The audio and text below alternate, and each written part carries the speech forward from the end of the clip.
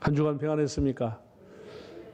네, 오늘 예배에 나오신 여러분들 주님의 이름으로 환영하고 또 영상으로 예배 드리시는 분들에게도 주님의 위로와 은총이 함께 하시기를 축복합니다. 오늘은 주님께서 친히 제정하신 성찬의 배경과 그 의미에 대해서 하나님 주신 은혜를 받고자 합니다. 여러분들이 이 내용을, 성찬에 대한 내용을 잘 알고 계시겠지만은 성찬이 얼마나 중요한지를 오늘 좀 깨닫고 또 그래서 공부하는 그런 기분으로 여러 곳의 성경을 찾으면서 한번 하나님 주신 은혜를 나누겠습니다. 예수님의 십자가 사건 이후에 초대교회로부터 복음이 들어가는 곳마다 국가로부터 당시의 기존 종교들로부터 엄청난 반대와 핍박과 고문이 있었고 심지어 죽음이 있었습니다. 어디든지 처음으로 복음이 들어가는 곳 치고 이런 고문과 핍박과 고문, 죽음이 없었던 곳은 없었습니다. 우리나라도 마찬가지였고요. 온 세상에 복음이 전파되기까지 하나님께서는 세 가지를 도구로 사용했습니다. 이것을 신학적으로 은혜의 방편이라고 하는데 하나님이 세 가지 은혜의 방편을 사용했습니다. 그 첫째가 하나님의 말씀입니다.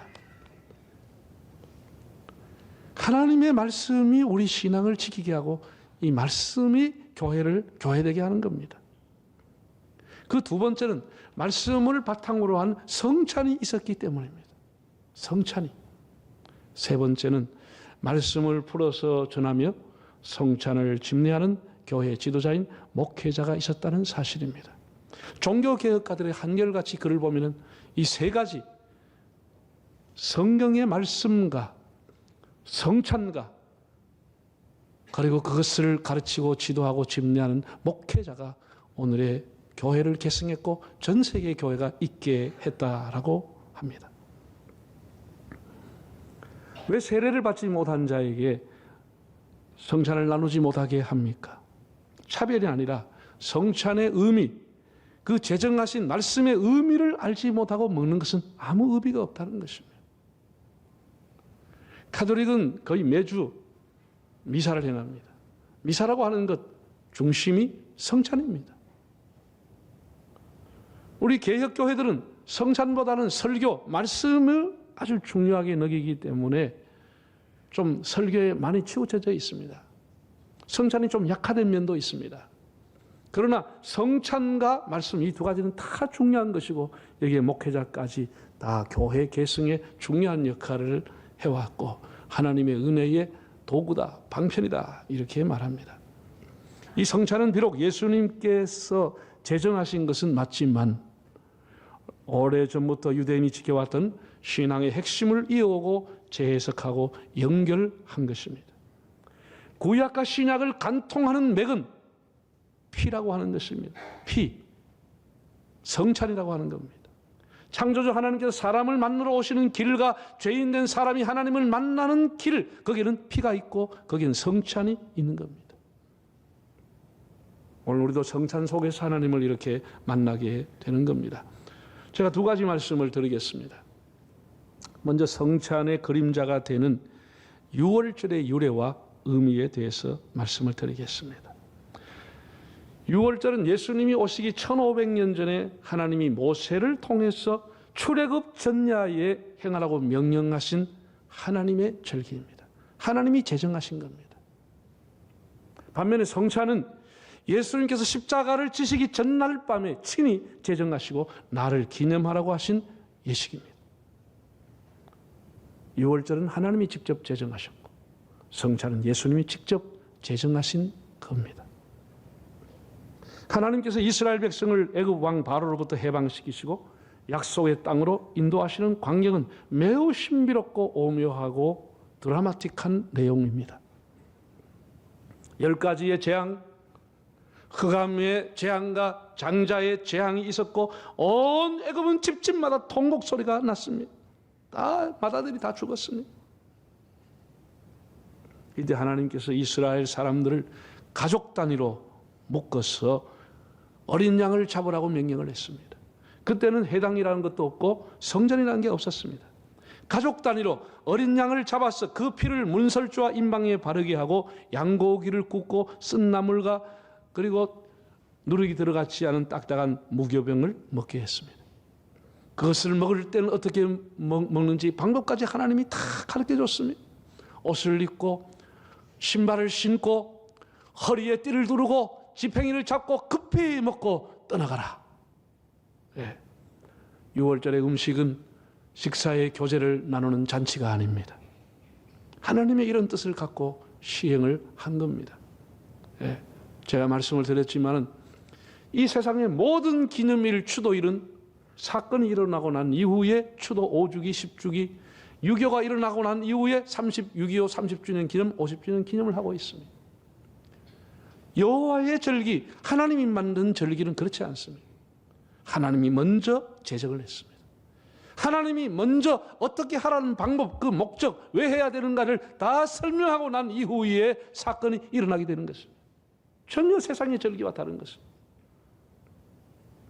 출애굽기 12장에 나오는 몇 절 내용을 한번 읽어보겠습니다.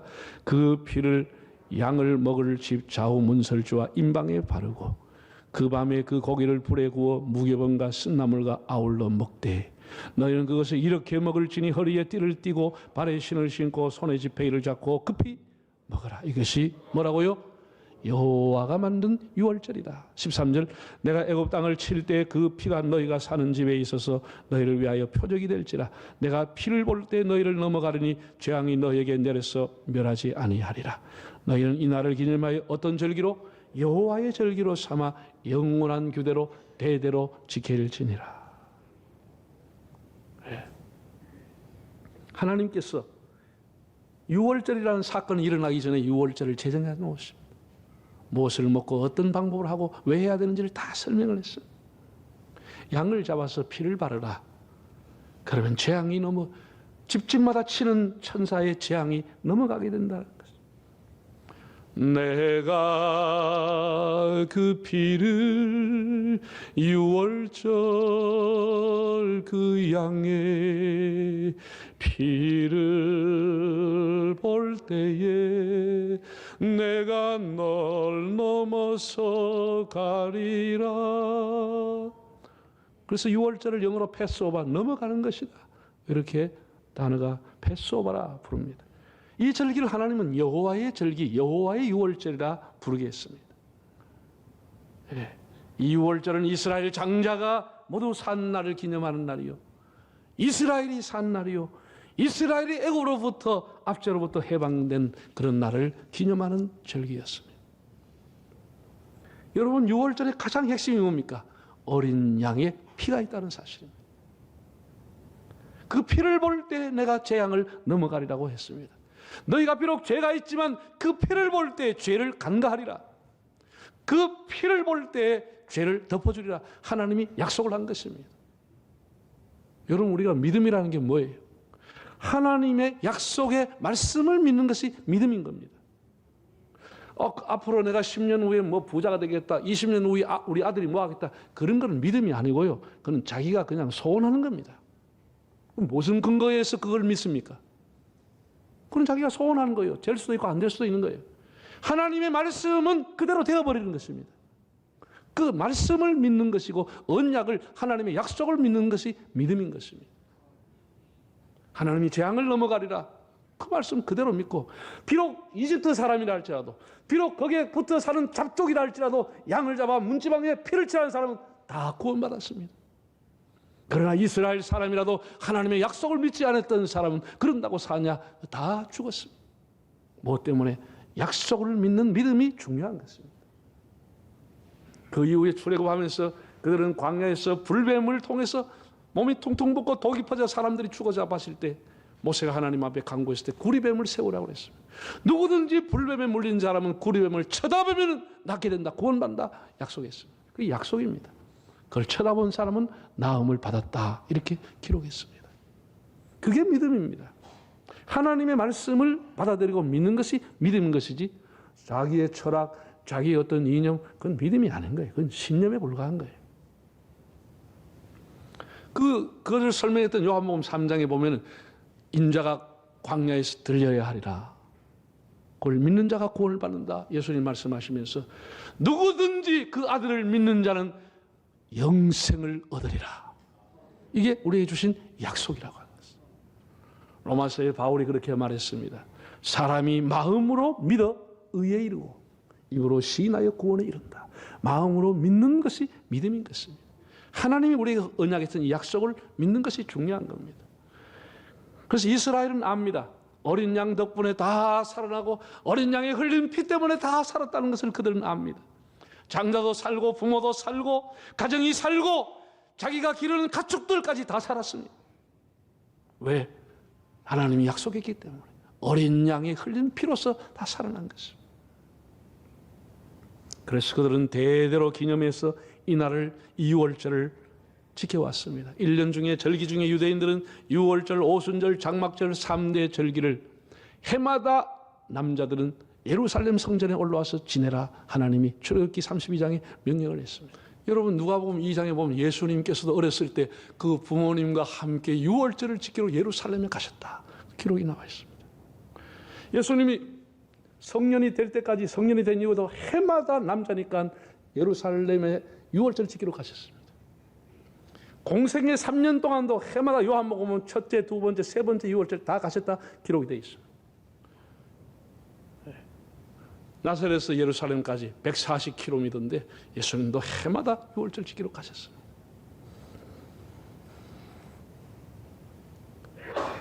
예수님이 태어나기 전 1500년 동안 이어왔던 유월절 예수님들이 이렇게 지켜왔습니다. 그런데 예수님이 공생애를 하시면서 요단강에서 세례 요한에게 세례를 받았습니다. 그때 엄청나게 놀라운 일이 벌어져 버렸습니다. 정말 하늘문이 열리는 일이 일어나 버렸습니다. 여러분 알다시피 예수님이 세례 요한에게 세례받을 때 하늘문이 열렸습니다. 하늘에서 음성이 들렸다 그랬습니다. 이는 내 사랑하는 아들이요 내 기뻐하는 자라. 너희는 그의 말을 들어라. 그런 어떤 사람은 번개쳤다. 어떤 사람은 천사가 말했다 했지만 하나님의 음성이 들려왔습니다. 그보다 더 놀라운 일이 일어났습니다. 세례 요한이라고 하는 사람이 예수님이 세례를 줬습니다. 다음날 예수님께서 길가 지나갈 때 보고 수많은 사람 앞에서 세례 요한이 예수님에 대해서 증언을 했습니다. 이분이 어떤 분이냐? 이분이 왜 왔느냐? 이분의 사명이 뭐냐? 이분의 정체성이 뭐냐? 저 사람이 어떤 분이냐에 대해서 세례 요한이 이렇게 한마디로 얘기했습니다. 요한복음 1장 29절 한번 읽어보실까요? 세례 요한이 한 얘기입니다. 이튿날 요한이 예수께서 자기에게 나오심을 보고 이르되 보라 세상 죄를 지고 가는 하나님의 어린 양이로다. 이 뭘 암시하고 있습니까? 예수님 이분이 바로 유월절 양이 되실 분이다. 이분이 대신 죽으실 분이다. 이분이 피 흘리실 분이다. 이것을 세례 요한이 예고한 겁니다. 이것은 예수님이 오신 정체성이고 그의 삶의 목적이었습니다. 하나님의 어린 양이 돼서 피를 흘릴 분이 이분이시다. 이 엄청난 비밀이 공개가 된 겁니다. 그래서 예수님이 훗날 세례 요한을 가서 뭐라고 했죠? 여인이 낳은 자 중에 세례 요한보다 위대한 자가 없다고 그랬습니다. 세례 요한만이 하나님의 계시를 받고 이분이 어떤 분이신지 예수님이 어떤 삶을 사신지를 알았습니다. 하나님의 어린 양, 세상의 모든 죄를 지고 가시는 분이라는 것을 알았습니다.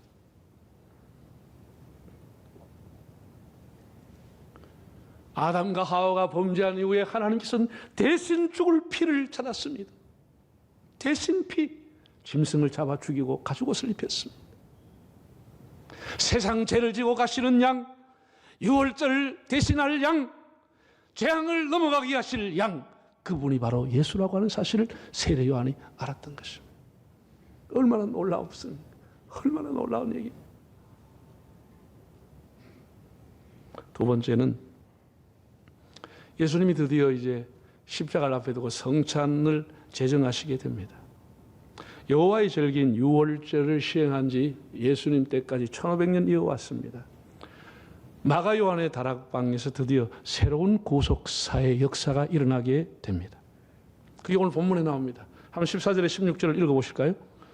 14절 때가 이르매 예수께서 사도들과 함께 앉으사 이르시되 내가 고난을 받기 전에 너희와 함께 이 유월절 먹기를 원하고 원하였노라.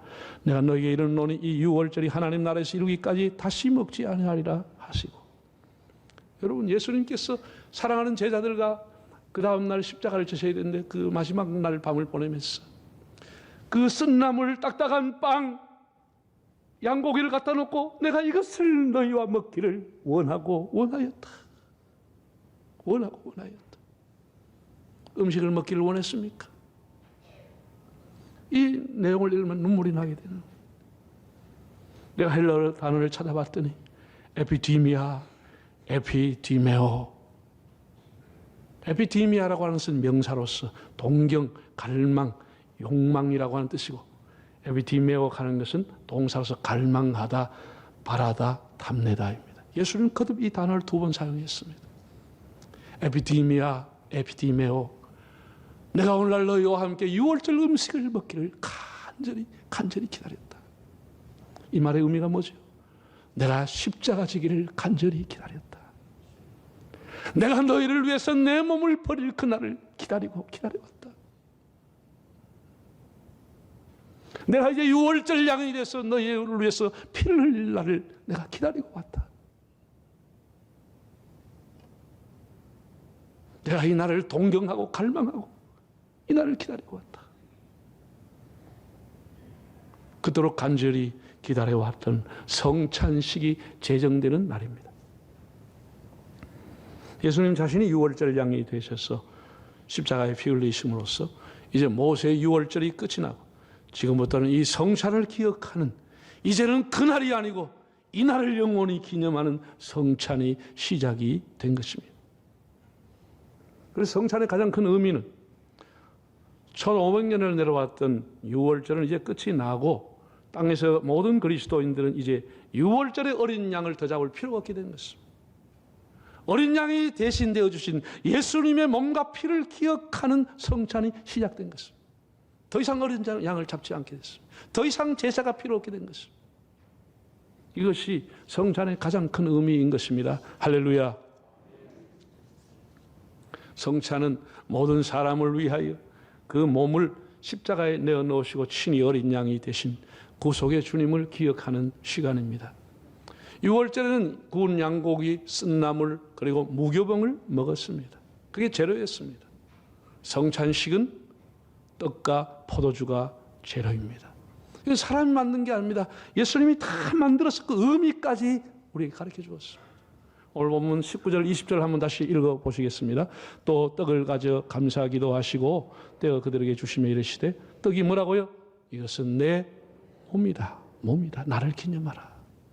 20절에 저녁 먹은 후에 잔도과 같이 이르시되, 이 잔은 내 피로 세운 너희들의 죄 사함을 받게 하는 새로운 언약의 잔이다. 예수님은 이게 떡과 포도주라고 하는 재료까지 말씀하시고 왜 그것이 필요한지를 말씀하시며 이것을 기념하라고 말씀했습니다. 요한복음 6장 53절에도 보면 예수님 이렇게 말씀했습니다. 요한복음 한번 읽어보실까요? 예수께서 이르시되, 내가 진실로 진실로 너에게 이르노니 인자의 살을 먹지 아니하고 인자의 피를 마시지 아니하면 너희 속에 생명이 없느니라. 내 살을 먹고 내 피를 마시는 자는 영생을 가졌고 마지막 날에 내가 그를 다시 살리리니 내 살은 참된 양식이요 내 피는 참된 음료로다. 예수님이 그렇게 말씀해요. 이 성찬을 먹지 않은 사람, 내 피와 살을 먹지 않은 사람은 나와 상관이 없다고 그랬어요. 그에게 나의 생명이 없다고 했어요. 생명이 없다고 했어요. 우리가 예수님의 생명, 영원한 생명과 연결되는 시점이 뭐냐? 성찬을 통해서 연결이 되는 것입니다. 그만큼 성찬이 중요한 것입니다. 예수님의 생명이 나의 생명이 되는 시점이 성찬을 통해서 이루어진다고 예수님이 말씀을 하셨습니다. 사랑하는 여러분, 십자가와 성찬식은 분리될 수 없는 하나의 사건입니다. 구원의 새로운 언약의 상징이 성찬식입니다. 우리는 예수님의 그 피 덕분에 다시 살고 영원히 살게 된 것입니다. 영원한 생명과 연결되는 예식이 성찬입니다. 그래서 우리 교회가 이것을 성례라고 부르는 것입니다. 세크라멘트, 성례라고 부르는 것입니다. 이거는 죽은 자가 살게 되는 상징인 것입니다. 얼마나 감사하고 얼마나 감격스러운지 모릅니다. 단순히 예수님의 죽음을 추모하는 예식이 아닙니다. 예수님의 삶을 그리워하는 그런 의식이 아닙니다. 너희가 나를 기념하라. 기념하라 헬라어로 아남네시스. 이 단어의 의미는 표준어 3번역에 나와 있습니다. 잘 나와 있더라. 기억하라, 회상하라. 그런 의미가 더 가깝습니다. 기념하라보다도 기억하라고 더 가깝습니다. Remember me. 나를 기억하라. 아남네시스.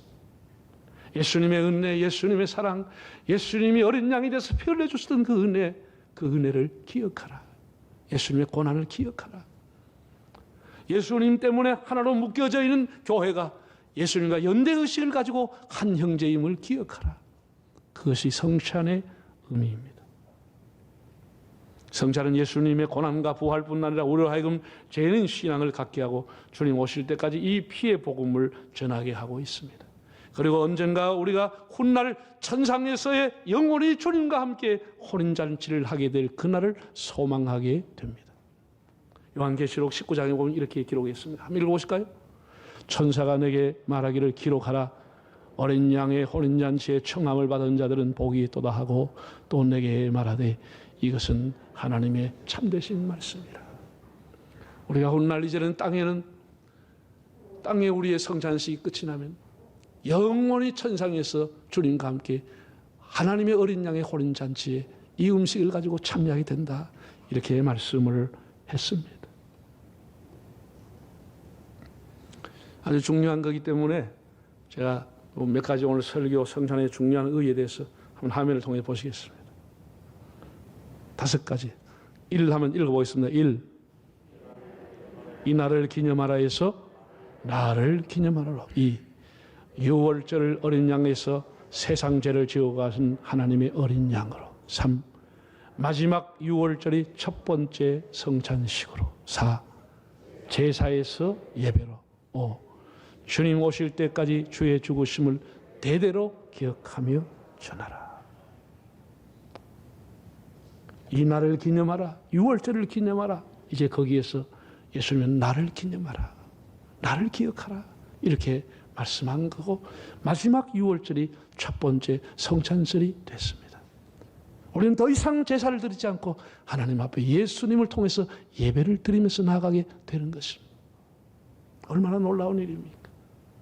사랑하는 형제자매 여러분, 예수께서 마지막 유월절과 첫 성찬의 자리를 그렇게 원하시고 원하셨다고 했습니다.